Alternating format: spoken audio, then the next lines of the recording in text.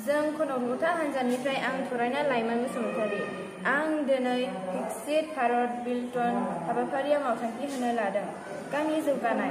गामि ओनसोलनि बांसिन सुबुङानो आबादजों सोमोन्दो दं। बेफोर बादिब्ला गामि ओनसोला जौगानांगौब्ला मोनफ्रोमबो गामिनि ओनसोलनि थांलाय फैलाय हान्था मेलाया गिबियावनो मोजां जाग्रोनांगोन।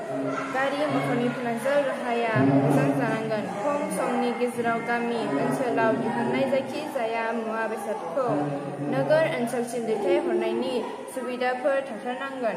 गामि ओनसोलनि आबाद मावनायनि जा आदब बेयो दोरोङारि, बेनिखायनो गोबां खम हायाव गोबां फसल दिहुननो थाखाय आथिखालनि गोनोखोआरि आदबजों आबाद मावनाय, बेखौ गामि ओनसोलावबो फोरोंथाय होनो हायोब्ला बांसिन आबाद बिथिङाव गामि ओनसोलावबो जौगालांनो हागोन।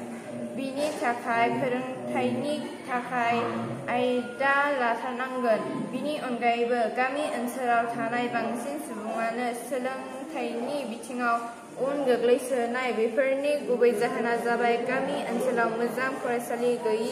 फरायसालि दंब्लाबो बेयाव नांगौ रोखोमनि फोरोंगिरि थिसनैनि जाहोनाव गामि ओनसोलाव मोजां सोलोंथाय मोनैनि जाहोनाव गोबां फरायसा फरायसुलिफोरनि जिउआ आद्रा जानानै फरायसालि नागारनो जानो गोनां जादों।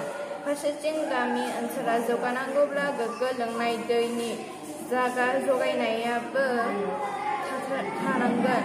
अब्लासो बेमार आजारनिफ्राय रैखा मोननो हागोन। गोजोन्थों।